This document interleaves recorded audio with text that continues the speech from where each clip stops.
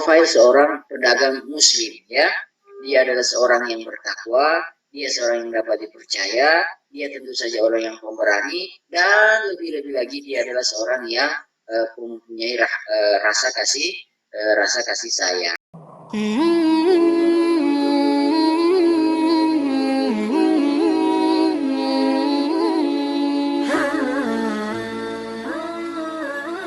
Alihi washabihi wa mawalah.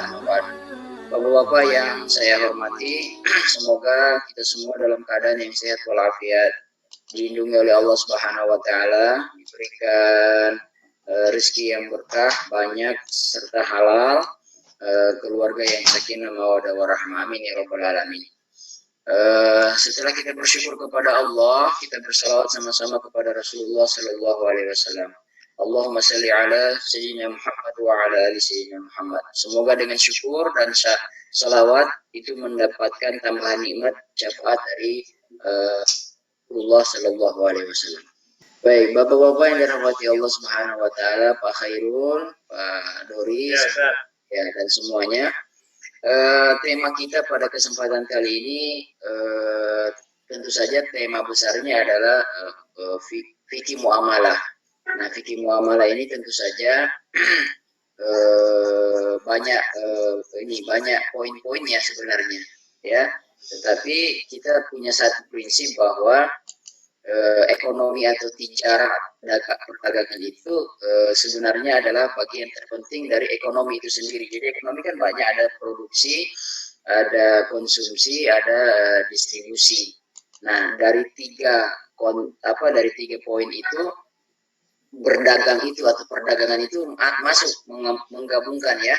Jadi antara produsen menjual kepada konsumen, konsumen membeli kepada produsen, di situ terjadi proses distribusi, dan salah satu caranya adalah melalui jual beli. Proses-proses distribusi yang lain juga banyak. Kayak sekarang ini dengan keadaan COVID, ada bantuan tunai mustahik, TM, ada bantuan sosial dari pemerintah, itu semua distribusi, tapi tidak pakai konsep dagang, tidak ada jual beli, ngasih aja. Akadnya tentu saja akad hibah atau akad hadiah seperti itu. Nah, Bapak-bapak yang dirahmati Allah Subhanahu wa taala, kenapa? Jadi Bapak-bapak yang dirahmati Allah Subhanahu wa taala. Tadi ada nasi biryaninya. Sayang itu nggak ada, ya. Nanti coba dimainkan itu, Pak Rizky. Jadi ad-dinul muamalah, muamalah itu hubungan manusia dengan manusia. Nah, ada ibarah atau satu asar itu disebut ad-dinul muamalah. Agama ini sebenarnya hakikatnya muamalah. Ad-dinul muamalah. Jadi ini satu asar dari para ulama dulu ingin mengatakan kepada kita bahwa kalau kita mau lihat ukur bagaimana muamalah kita yang terbaik, salah satunya lewat dagang, lewat bisnis, ya. Sehingga Umar bin Khattab itu pernah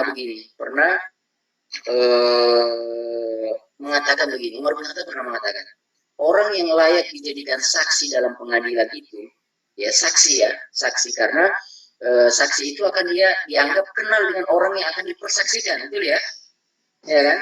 Nah, kata Umar bin Khattab, orang yang bisa jadi saksi itu indikatornya beberapanya, kalau saya nggak salah ingat ada 3, tapi yang saya ingat 2. Yang pertama itu kata Umar bin Khattab, dia pernah melakukan perjalanan bersama-sama, ya, melakukan perjalanan bersama-sama dengan orang yang mau dia persaksikan. Artinya indikator dia kenal itu masuk satu.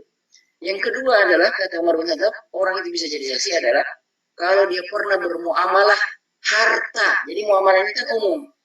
Nah, kalau kata Umar, bermuamalah harta dengan orang yang mau dipersaksikannya. Jadi standar orang kenal itu adalah kalau dia sudah pernah bermuamalah dengan harta, salah diantaranya. Kenapa? Karena ternyata memang biasanya ketika orang berhubungan dengan harta, bermuamalah dengan harta, itu aslinya kelihatan, ya, itu aslinya bisa kelihatan, ya kan? Apa dia jujur, apa dia tepat janjinya, apakah barang yang dia jual itu benar dengan yang dia ucapkan, dan lain sebagainya. Nah, oleh karena itu kita juga bisa lihat dalam konteks sejarah Indonesia kita ini, bahwa Islam masuk ya, salah satu pendapat ya, walaupun itu juga dijadikan bahan diskusi di antara kalangan-kalangan sejarah di Indonesia. Ada yang mengatakan bahwa Islam itu masuk ke negeri ini melalui jalur tujar ya. Tujar itu kumpulan pedagang, jamak dari pedagang, tajir ya, tajir. Kita pernah dengar itu istilah, ini tajir banget ya, dia tajir banget ya. Nah, tajir itu sebenarnya bahasa aslinya secara bahasa artinya pedagang, bukan kaya. Cuma masalahnya orang Arab di Indonesia ini udah nyerapnya, menyerap kalimat itu seolah-olah yang namanya pedagang itu pasti kaya, ya kan? Pedagang itu pasti kaya, dan memang tidak salah-salah. Karena dalam satu hadis Rasulullah SAW mengatakan begini, dari 10 pintu rezeki itu, 9 itu ada di dagang, ada di bisnis. Nah, satu itu yang ada di yang lain-lain yang kemudian dipecah-pecah kepada hal-hal yang lain. Ya, nah, bapak-bapak yang dirahmati Allah Subhanahu Wa Taala. Nah, saya punya satu ini menarik juga, ya. Barangkali pertemuan ini kita santai saja sebagai mukadimah. Saya belum masuk ke contoh-contoh. Tapi kalau memang misalkan nanti ada pertanyaannya, bisa ditanyakan. Jadi begini. Ada yang begini, menarik nih, katanya tajirun. Jadi ada berapa huruf itu? Ada huruf ta, ada huruf alif, ada huruf jim, sama huruf ro. Nah, kata ulama itu, beberapa ahli bahasa begini dia kasih perumpamaan. Ta itu artinya takwa. Ya, tajirun. Nah, setelah huruf ta huruf apa? Alif, karena panjang. Tajirun. Nah, alif itu artinya amin. Ya, amin. Tahu al-amin? Gelarnya Nabi Muhammad SAW. Jadi kalau ta itu takwa, amin itu artinya dapat dipercaya.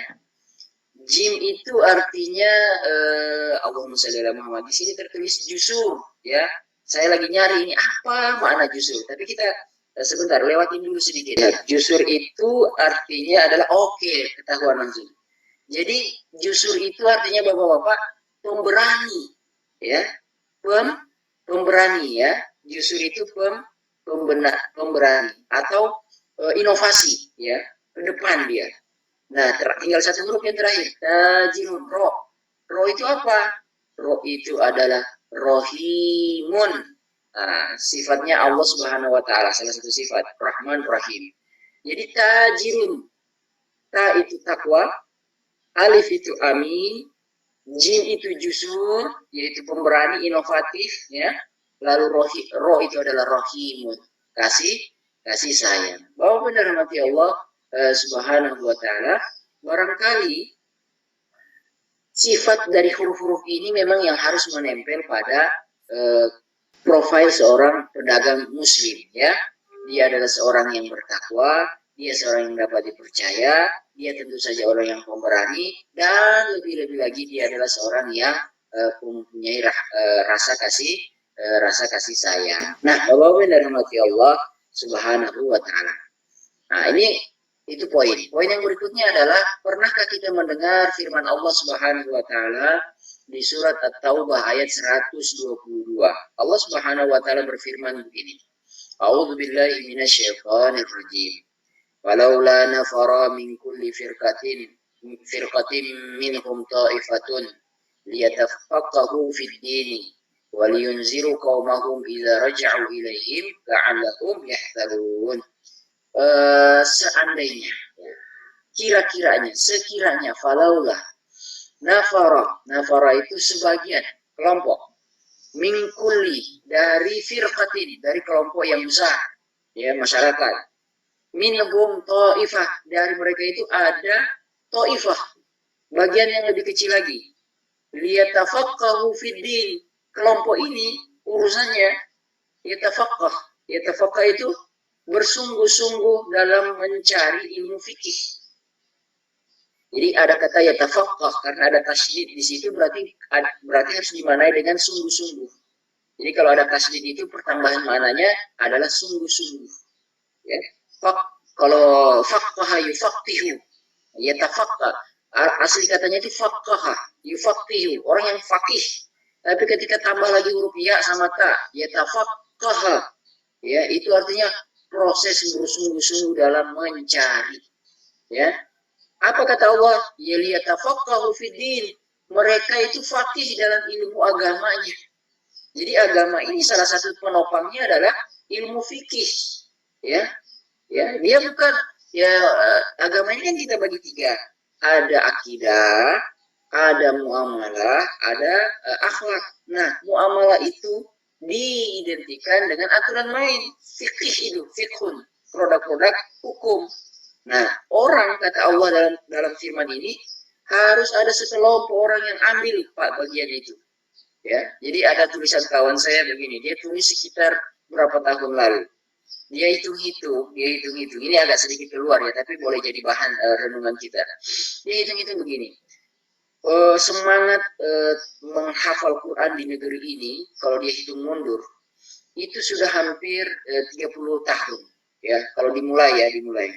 Ya, 30 tahun something lah, 20 sampai 30 tahun. Artinya kata teman saya yang nulis itu, artinya dia bilang orang-orang yang atau anak-anak dulu yang 30 tahun lalu yang mulai menghafal, generasi-generasi pertama di negeri ini yang mulai gerakan menghafal itu mulai populer, itu artinya sekarang sudah usia-usia 20, 25, 30, artinya sudah dewasa. Nah, dia bilang, dia kegalauannya begini, dia sempat beberapa kali ngetes itu yang hafiz Quran. Dia tanya, tolong sebutkan ayat cerita tentang Nabi Nuh, ayat cerita tentang kisah-kisah ini. Ya ternyata agak susah juga menjawab. Padahal itu baru pada konteks ya, itu baru pada konteks pemaknaan.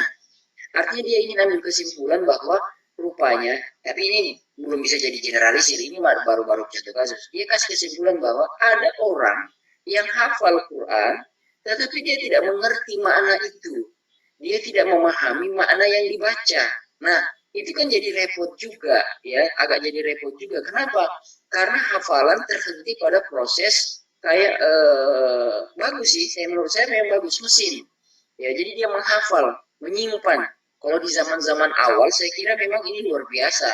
Rasulullah SAW itu memerintahkan para sahabat yang notabene orang Arab, dan orang Arab itu punya memori yang kuat. Selain mereka tulis di tulang, di ini, mereka juga simpan di kepala mereka supaya Quran itu tidak hilang. Hari ini proses itu sudah lewat. Hari ini Quran kita itu sudah terdokumentasi, bahkan sudah sampai di tangan-tangan kita semua lewat aplikasi. Jadi kalau mencari ayat gampang banget sebenarnya, tinggal tulis katanya, selesai dapat kata kuncinya atau kata-kata yang dianggap memenuhi syarat. Nah, jadi maksud kawan saya itu adalah seharusnya proyek pembangunan generasi melalui Al-Quran, mengenalkan mereka kepada Al-Quran, tidak berhenti saja kepada proses menghafal. Nah, kalau kita sambungkan kepada kaitannya dengan ayat yang kita baca tadi, bagaimana Allah kemudian mengatakan dengan spesifik kalimat itu, falaula nafara min kulli firqatin liyatafaqahu fiddin. Itu surat At-Taubah ya, ayat 122. Seandainya ada sekelompok orang dari masyarakat Islam itu yang kemudian mereka liyatafaqah. Jadi yang digunakan kata fikih.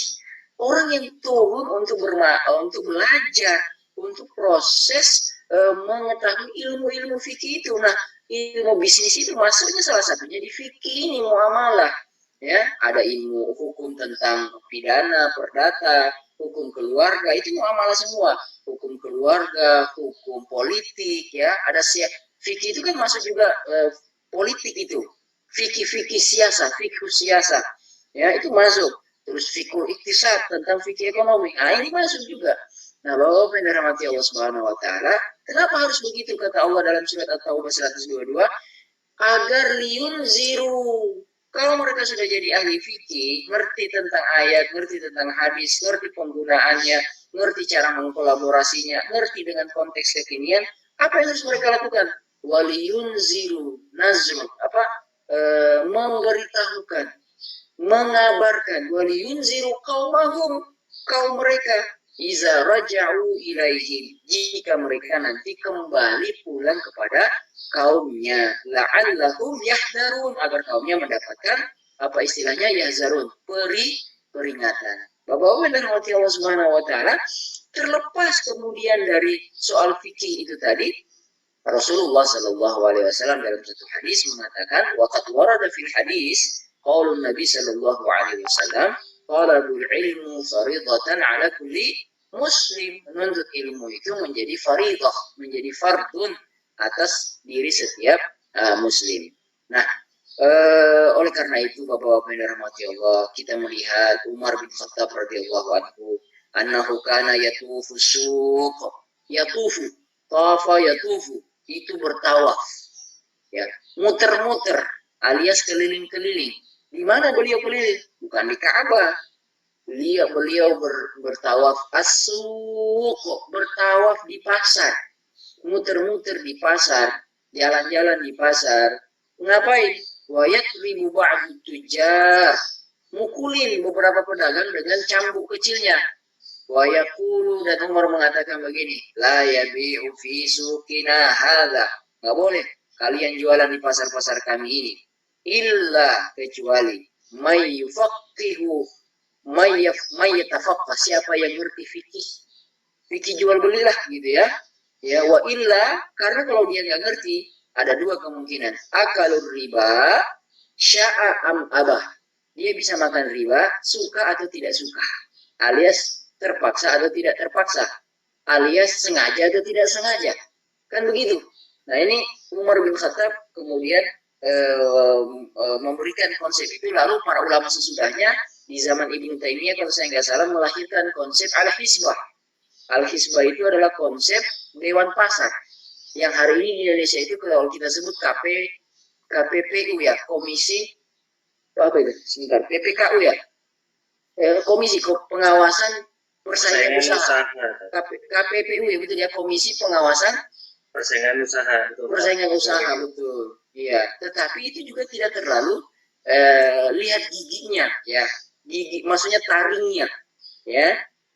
Dalam banyak hal perlindungan konsumen itu masih sedikit di Indonesia ini ya, masih kurang bernyali perlindungan konsumen. Rata-rata selalu yang diutamakan adalah produsen ya.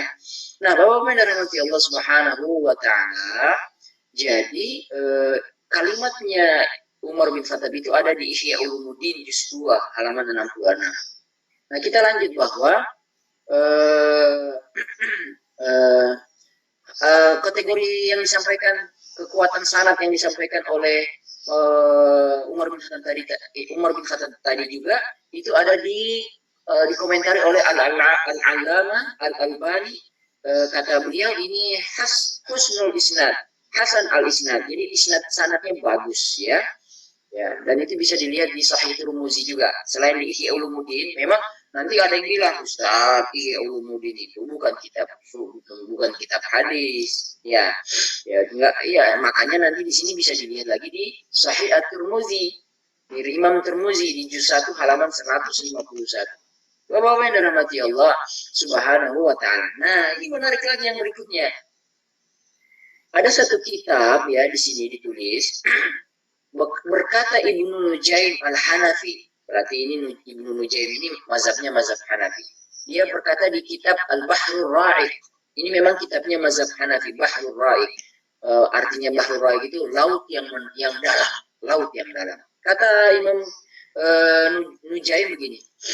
Wa kana at-tujaru fil qadim, para pedagang di zaman dahulu itu, iza safaru, mereka kalau melakukan perjalanan bisnis ya.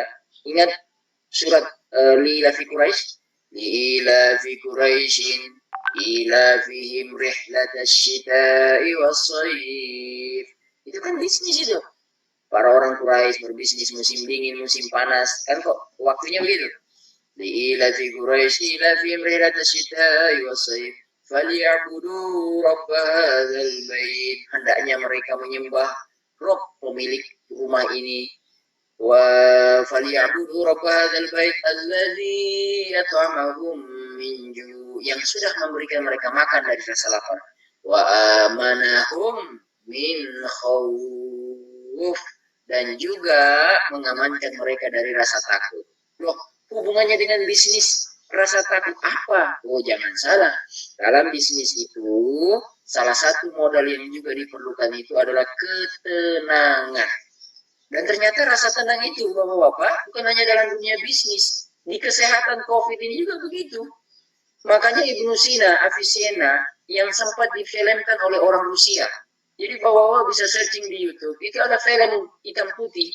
Zaman Rusia tahun 1952. Sudah bikin film namanya Avicenna, dikasih judul. Avicenna itu Ibnu Sina, dokternya orang Islam ya. Itu dalam satu cuplikannya filmnya itu, Ibnu Sina lagi jalan sama muridnya, mau berkunjung ke kawan yang ilmuwan juga bernama Allahumma sholli ala Muhammad. Allahumma sholli ala Muhammad. Siapa namanya ini? Ibnu Sina berkunjung ke ulama yang lain ya. Ulama falak kalau saya nggak salah, ahli astrologi. Nah, bukan ketika datang, bukan Batuta. Bukan, kalau Ibnu Batuta tukang jalan-jalan. Ibnu Batuta ini travelers, bukan traveler, Muslim traveler ya. Dia seorang penjelajah sampai ke Sumatera gitu. Oke. Dia heran lihat orang Sumatera makan-makan daging manusia. Ya, itu ada di bukunya itu. Ya. Nah, Bapak rahmati Allah, ketemu itu temannya sesama ilmuwan. Nah, ketika datang tamu, kebiasaan orang Arab kan meluk itu Pak Khairil. Cipika-cipiki meluk ya. Nah, Ibnu Sina langsung bilang, jangan cipika-cipiki dulu. Kenapa? Kasih saya air yang isinya cuka, terus kasih saya baju ganti. Nah, yang hari ini kita lakukan itu masuk rumah, cuci tangan, terus ganti baju, terus pakai yang baru. Kenapa? Karena di zaman Ibnu Sina waktu film itu dibuat, katanya di zaman Ibnu Sina pernah terjadi wabah kayak segini. Nah, kata Ibnu Sina, beginilah cara orang kalau mau berhadapan dengan situasi wabah. Cuci tangan, ganti baju. Nah, makanya di kalangan para dokter itu kalau kita lihat searching, Ibnu Sina itu ada 3 kalimatnya. Saya kira ada di grup WA juga sudah beredar. Kata Ibnu Sina begini, al-wahmu nisfuda, al-wahmu nisfuda. Kecemasan itu sudah setengah dari penyakit. Cemas. Yang kedua itu kata Ibnu Sina, watmi'nanu, tenang itu nisfudawa. Sudah setengah dari obatnya. Dan yang ketiga kata Ibnu Sina, wasabru bidayatu syifa. Sabar itu adalah tahapan-tahapan menuju proses kesembuhan. Nah, jadi ternyata tenang itu di mana-mana. Li'ila fi Quraisy, dalam bisnis tenang itu harus ada. Bisnis itu harus tenang memang. Dalam kesehatan, menghadapi kesehatan juga harus tenang. Ternyata ujian kita terhadap ujian Allah terhadap manusia, yang salah satunya itu yang kita tidak sadari, salah satu ujian Allah itu rasa takut. Di surat Al-Baqarah 155, walanabluwannakum bisyai'in minal khauf. Kami akan uji kalian dengan rasa khauf, rasa takut. Ya, baru yang lain-lain, kehilangan harta, kehilangan nyawa. Tapi yang paling pertama kata Allah, aku uji kalian dengan rasa takut. Bapak dan rahmati Allah SWT. Takut mati, takut hilang harta, takut istri. Astagfirullahaladzim. Nah, salah pula ya kan? Pak Fatoni itu ada dengan sama istrinya juga di situ ya. Pak Kantana. Istri saya di samping saya, Tat. Oh, makanya. Yang terus. Iya. Jadi takut istri ya. Kita tidak takut istri, kita menghargai. Kita menghargai ketawanya. Iya. Kita takut melukai hatinya. Baik, Bapak-bapak yang rahmati Allah Subhanahu wa taala. Apa ini?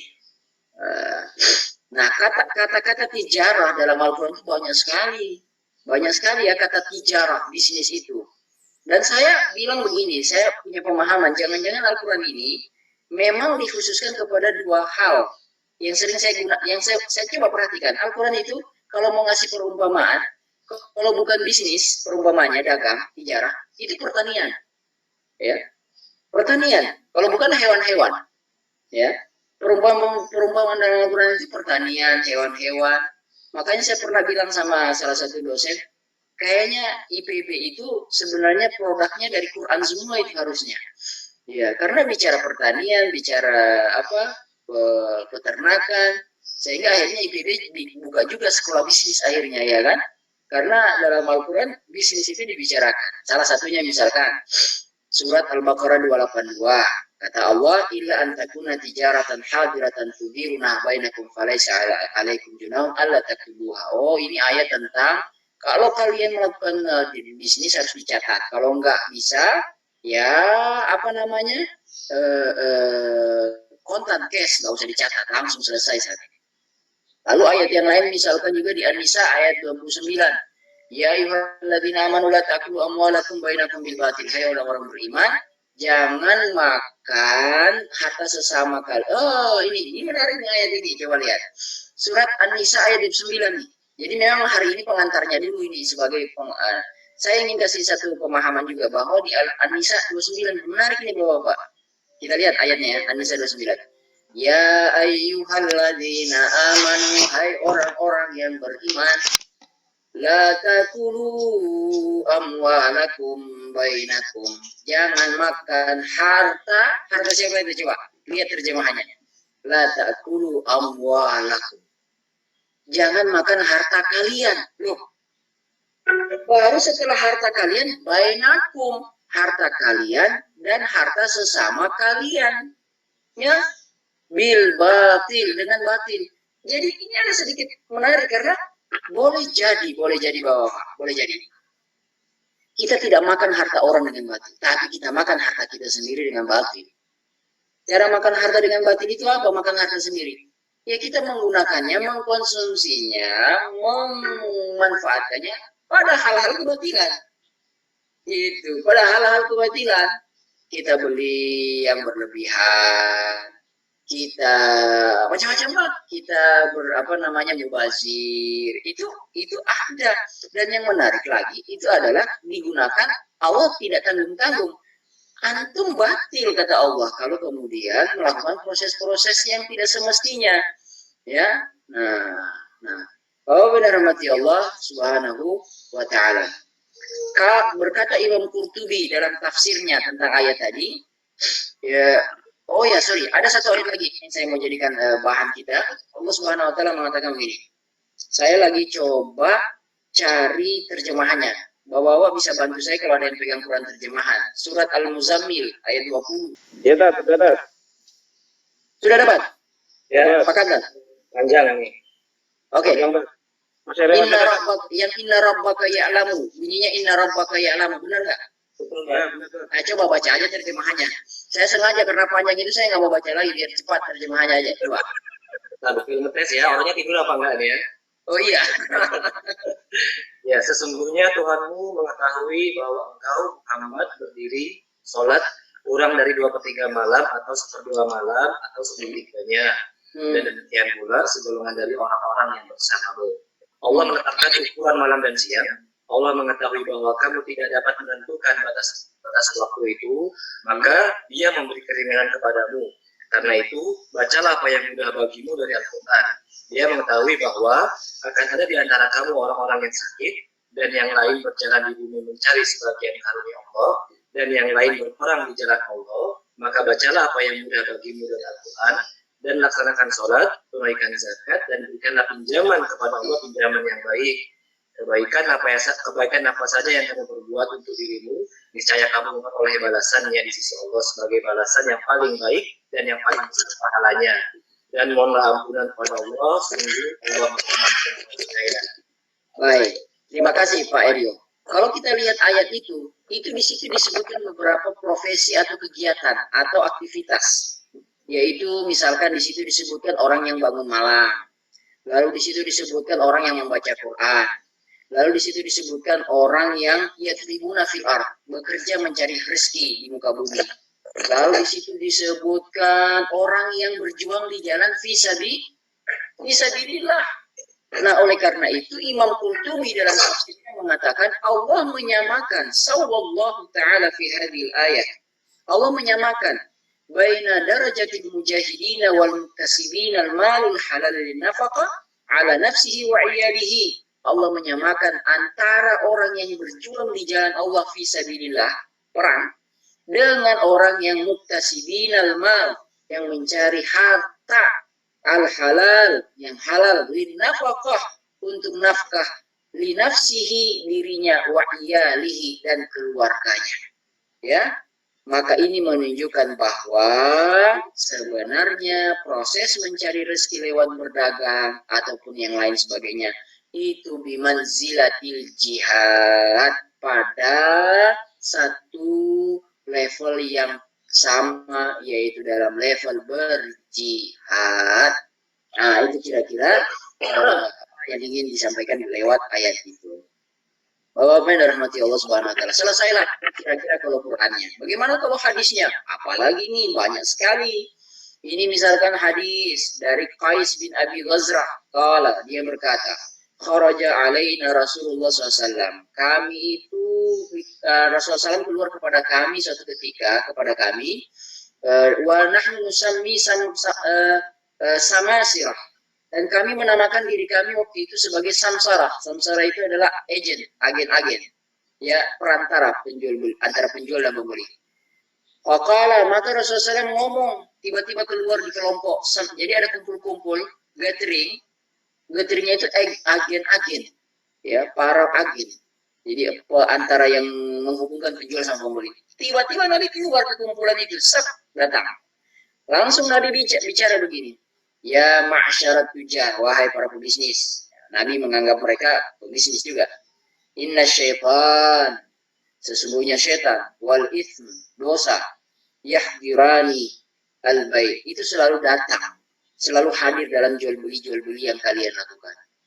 Fasyubu baikum, maka bersihkanlah jual beli kalian. Dengan apa? Bisadaqah, dengan sedekah.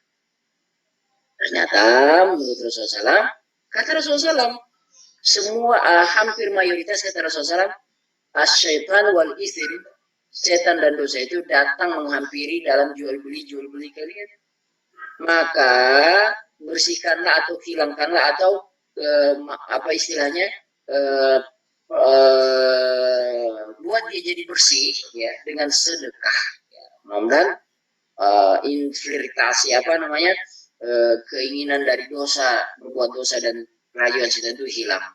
Dalam satu hadis yang lain Rasulullah SAW mengatakan, rahimallahu rajulan samhan idza ba'a wa idza ishtara wa idza qtada. Allah merahmati. Nah, ini menurut ulama, kalau ada hadis yang digunakan dengan kalimat kata pertama rahimah, apalagi ada rahimallah, itu hadisnya bagus, hadisnya penting untuk diperhatikan. Karena menggunakan diawali dengan rahimallah, Allah merahmati. Apa yang Allah rahmati dalam hadis yang barusan kita baca? Rahimallahu rajulan, Allah merahmati satu laki-laki, samhan izaba'a, dia itu penuh dengan samhan. Samhan itu rasa welas asih. Kapan dia welas asih? Izaba'a, kalau dia membeli. Wasamhan izaba'a, ya, samhan izaba'a, kalau dia lagi menjual, dia welas asih. Wasamhan izashtara, kalau dia membeli, welas asih juga. Wasamhan izaqtada, juga kalau dia nagih uang, dia nagih atau membayar, dia juga samhan, apa, welas asih. Jadi dia seorang produsen, welas asih. Dia seorang konsumen, welas asih. Dan dia seorang debt collector, katakanlah begitu, welas asih juga. Makanya boleh jadi nanti ada istilah nanti, ya, wallahu alam, ini ngira-ngira aja nih, debt collector syariah, harusnya ada gitu ya. Ya, debt collector syariah. Jadi proses penagihan yang berdasarkan prinsip-prinsip syariah, ya kan? Dan sebenarnya sudah ada runtutan-runtutan fatwa-fatwa dan aturan-aturan main yang sudah mulai dicoba disusun oleh para ulama-ulama kita, ya, berdasarkan Quran dan hadis. Bagusnya diskusi saja lagi ya. Jadi saya sudah memberikan pengantar baik filosofi, lalu masuk ke Quran, masuk ke hadis.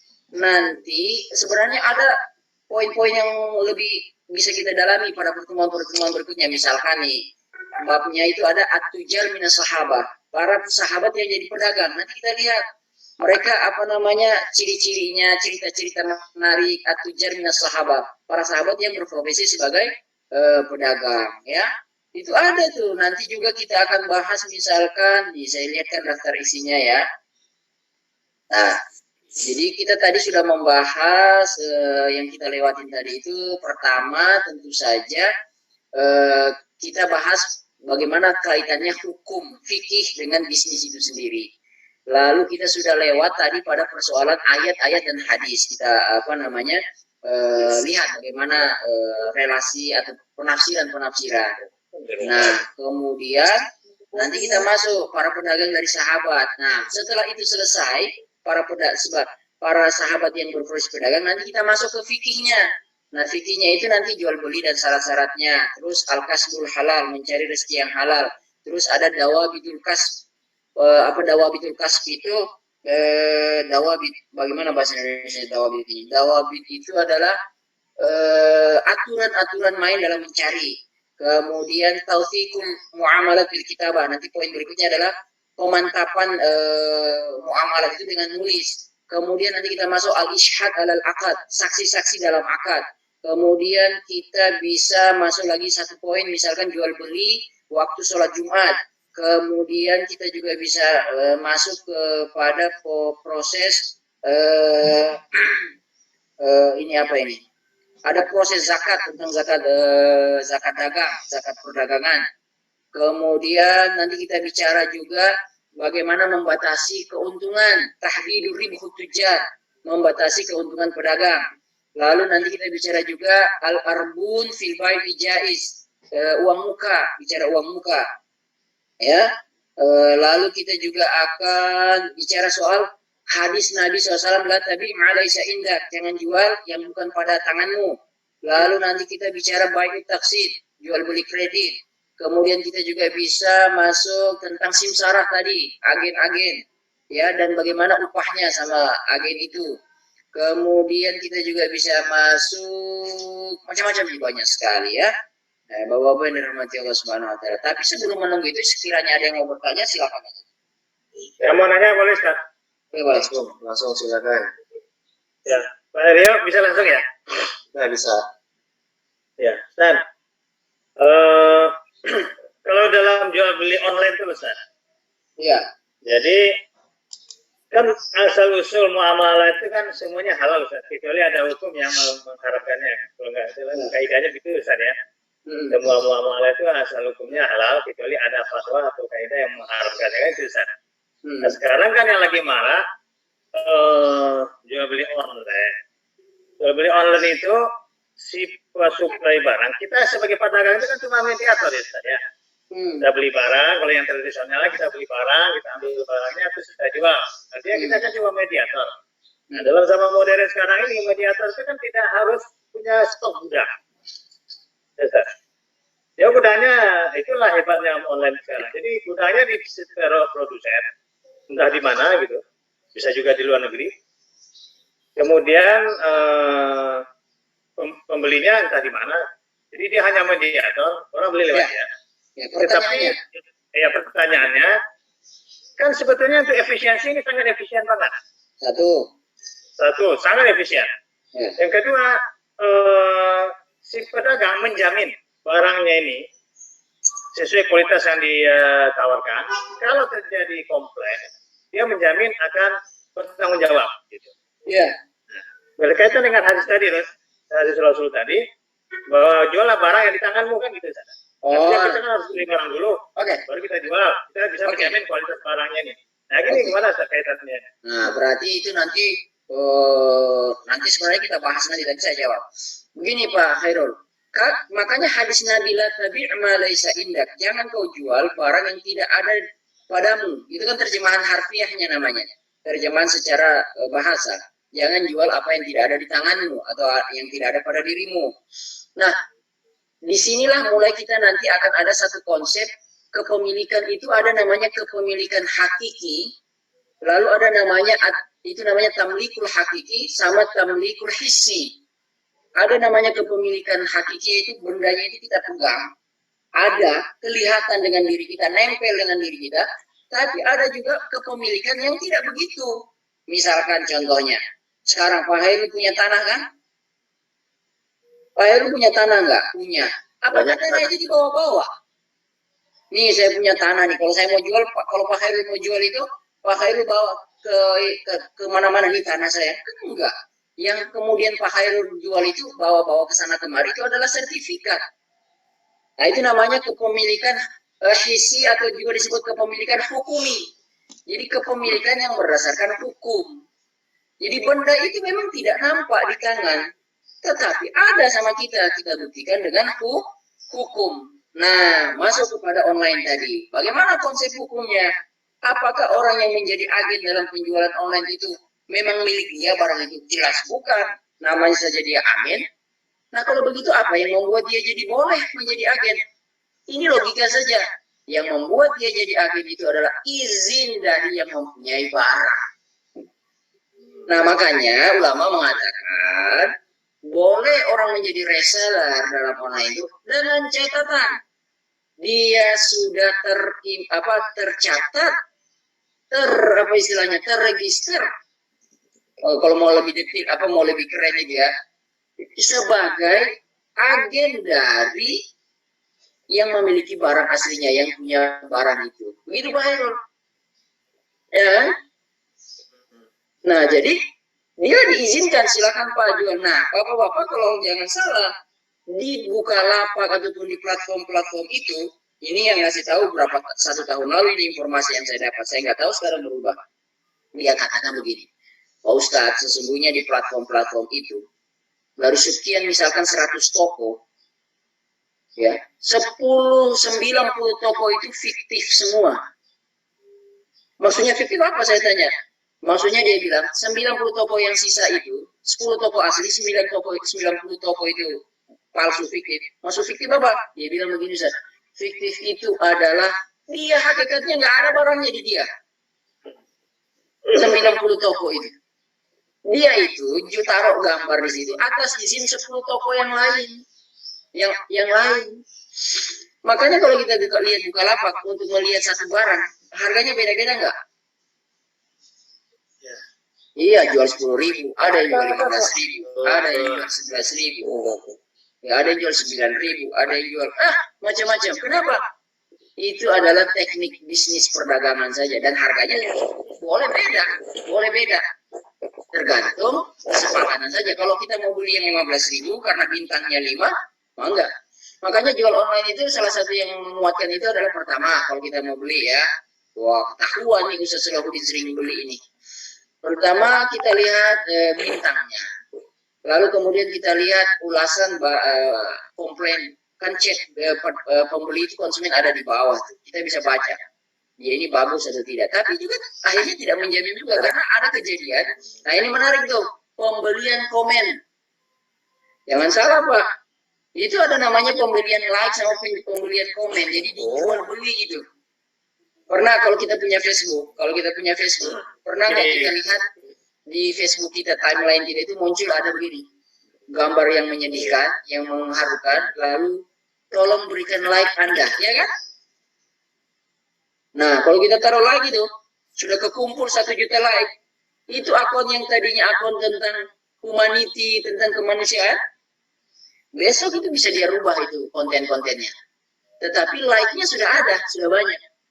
Nah itu Pak Hairul. Jadi kembali lagi kepada tadi, izin ya. Izin dari yang memiliki barang. Oke, itu Pak Hairul. Ada pertanyaan lagi Pak Hairul? Berarti kan boleh sebetulnya ya kontennya saya ya. Boleh. Jual beli online asal tadi jujur, kayak tadi marketing model memalsu like tadi itu kan berarti nggak jujur. Jadi itu kan termasuk berdosa ya. Berdosa ya. Bahkan sebenarnya kalau menurut saya Pak Hairul bukan boleh lagi. Lihat keadaan COVID kayak begini, mau wajib tuh ya? Iya. Gitu. Pak Agus mau ngomong?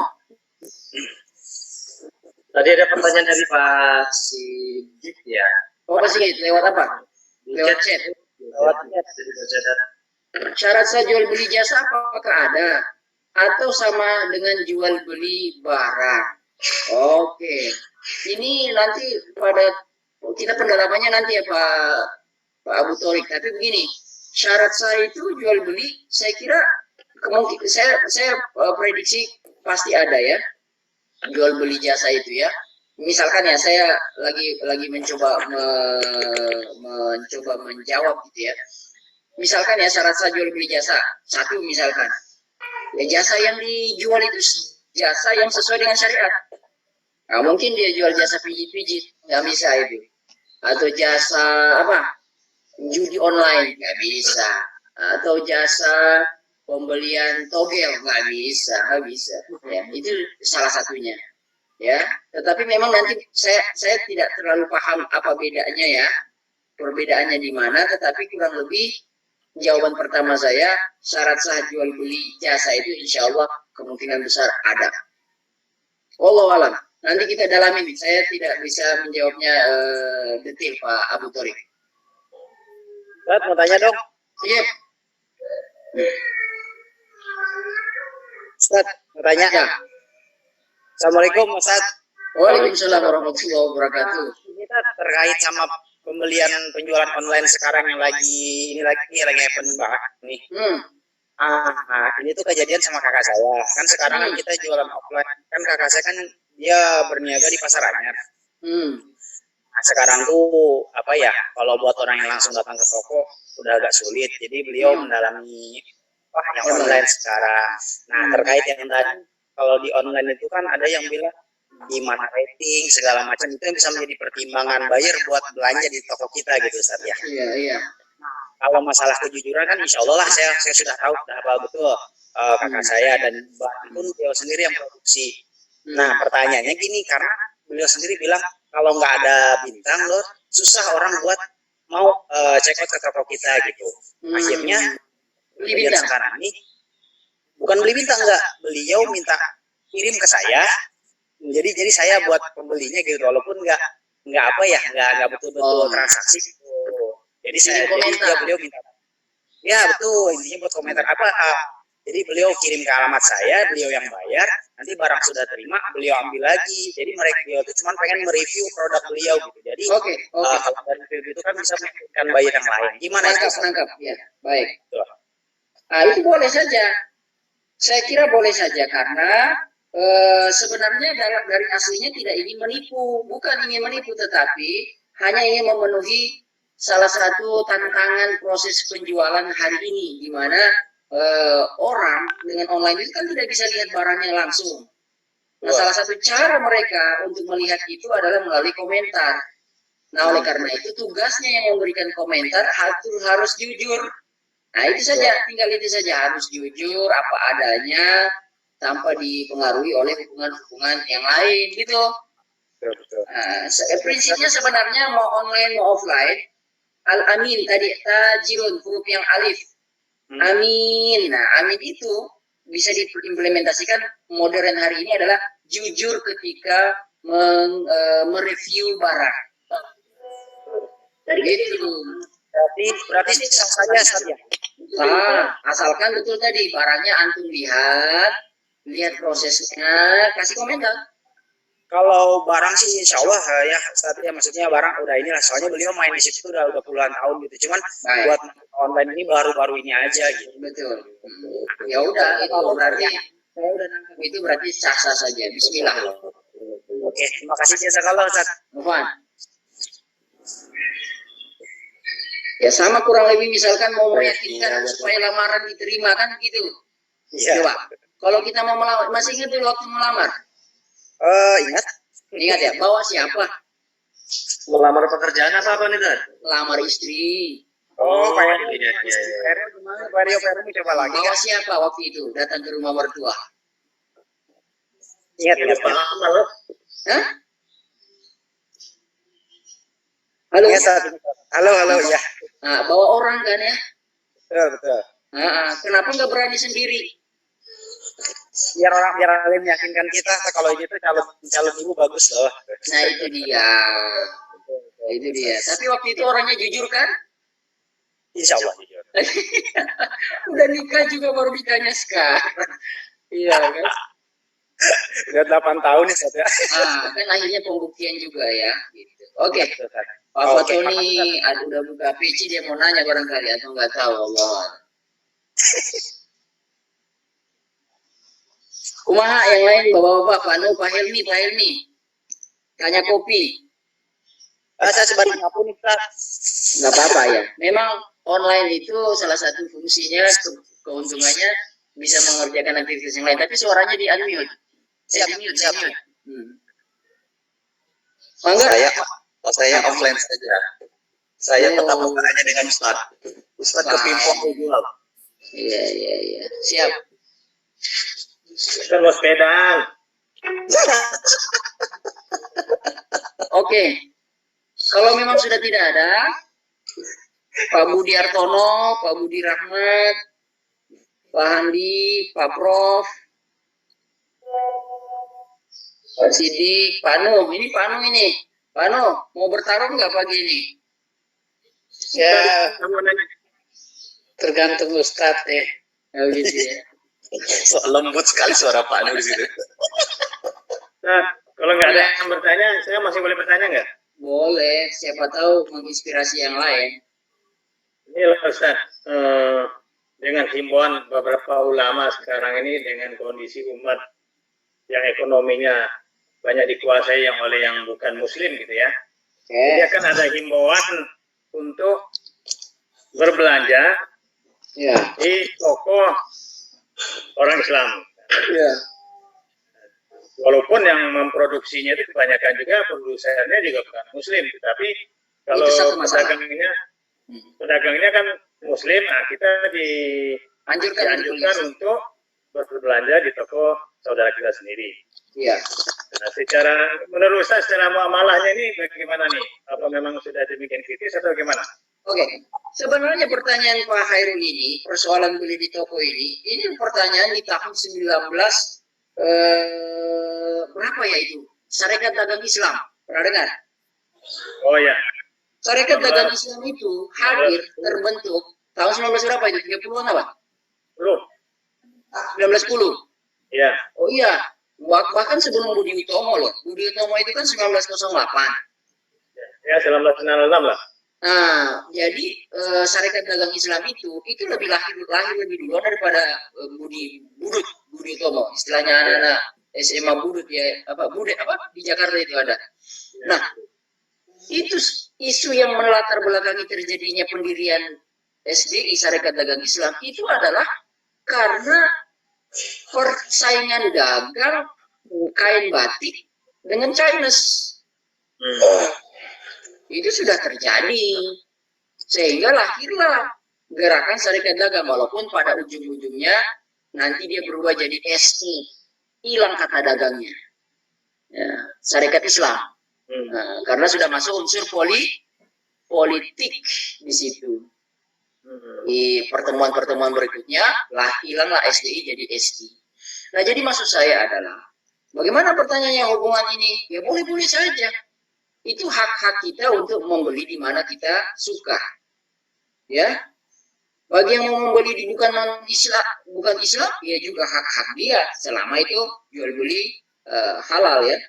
Tetapi di sini lebih kepada sifatnya adalah penguatan keumatan.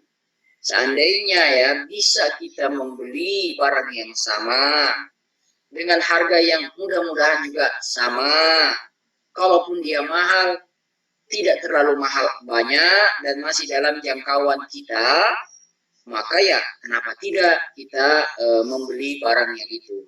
Nah, unsur-unsur pendukungnya tentu saja banyak. Soal rasa itu kan selera itu nggak bisa dikuantifikasikan itu. Ya Pak Hairul, misalkan barang sama, nih barang bendanya sama A, benda sama B, ini sama nih di dua tempat berbeda, satu punya non Islam, satu punya Muslim, harganya sama, mereknya sama dah. Tapi kata orang itu, saya suka belanja di toko yang non Islam. Loh kenapa? Di sana lebih ramah, nggak bisa kita pungkiri. Ayo, nggak bisa kita pungkiri, layanannya lebih enak. Ya siapa bisa kita lawan itu? Ya enggak? Atau dia kasih tambahan layanan plus, misalkan didorong kereta barang kita sampai ke mobil. Ya ini permainan ini jasa loh ini. Ya, jadi aslinya jual beli barang tapi dia tambahkan jasa-jasa yang lain. Nah, kalau sudah soal begitu, nggak bisa juga kita lawan. Nah, oleh karena itu, saya kira tugas penjual-penjual Muslim, kalaupun tidak bisa sama persis, ya, mau ada peningkatan dari segi baik itu layanan ataupun barang. gitu kan? Ya, unsur jauh dekat mempengaruhi juga Pak Hairul, ya kan? Pak Hairul mau ke TikTok, mana ini Solai Muslim TikTok ya? TikTok. TikTok di mana tuh TikTok yang paling dekat dengan komplek kita? Belum ada. Cilendek, insya Allah Cilendek. Insya Allah di Cilendek, Yasmin di sana. Oh ada. Insya Baru Allah dibangun, Tat. Oh, Masya Allah, bisa jadi alternatif. Tapi kan dekat-dekat sini ada Al-Amin juga tuh. betul. Maksud saya kan begini, Ustaz. Nah, Ini ada kaitannya dengan giroh Islaman umat Islam kan itu saja. oke. Nah, bisa nggak ini mudah-mudahan itu ya, kita berbelanja di dua tempat, satu muslim, satu non muslim. Tapi kita berniat belanja muslim itu walaupun sedikit mahal, tapi mudah-mudahan ini menjadi amal ibadah kita, gitu kan? Iya, iya. Bisa menjadi apa istilahnya? Determinan kita untuk memilih itu adalah karena Allah lillahi ta'ala.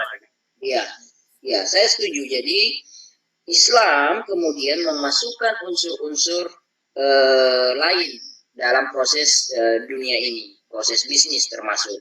Sehingga dengan niat itu mudah-mudahan betul kemudian dalam setiap sen yang kita keluarkan bukan hanya kita dapatkan barangnya secara fisik, manfaatnya secara jasa, tetapi kita juga mendapatkan nilai lain berdasarkan niat yang kita pasang dari awal tadi.